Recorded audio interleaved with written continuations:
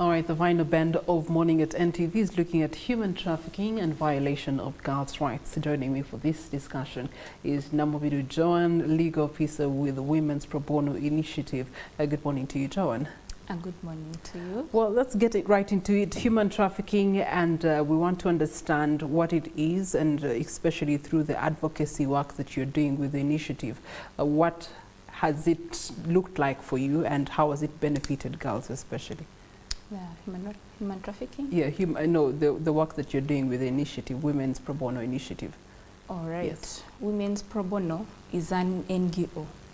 It provides free legal representation to women and girls. Okay. So basically, access to justice is what Women Pro Bono does, free of charge. It's a pro bono. All right, so you have dealt with some cases of human trafficking. Yes. You've also dealt with some cases of sexual and reproductive health rights abused. Talk to us about those cases and how you've been able to handle them. Since we provide free legal aid, we usually get people that come in, people that claim their rights are violated, women and girls. Mostly those that taken for work abroad in those countries where people are taken for exploitation. So we get very many cases, and Women's Pro Bono has tried to litigate some of those cases. There is a recent decision that came out last week, the lady that died from Saudi Arabia. So yes, the justice centers, the government has tried to compensate the victims of such cases, but as you know, that woman died. There is nothing that is enough to compensate for such people. So yes, the money was paid to them, or is going to be paid to them, but we cannot bring back the lives of such women. Therefore, it is very, very crucial for companies and the government to strengthen the laws that work around exporting people for work. It is very crucial that laws are strengthened so that we work around Uganda, where women work freely, where women have dignity, where women live with their freedom of movement to work, but still they're enjoying their other human rights. Okay.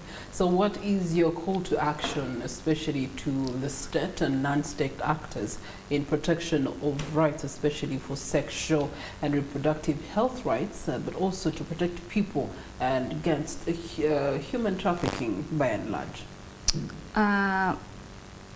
My call to everyone, stakeholders basically, is to ensure, let's try hard to ensure that Uganda is a place where everyone enjoys, that Uganda is a place where women and girls live freely, live with their dignity, so that they acquire justice. I call upon the government to strengthen laws that govern the moving around of people working. It's good to work, but we should try to ensure that the movements and the communication remain between the company that moves people and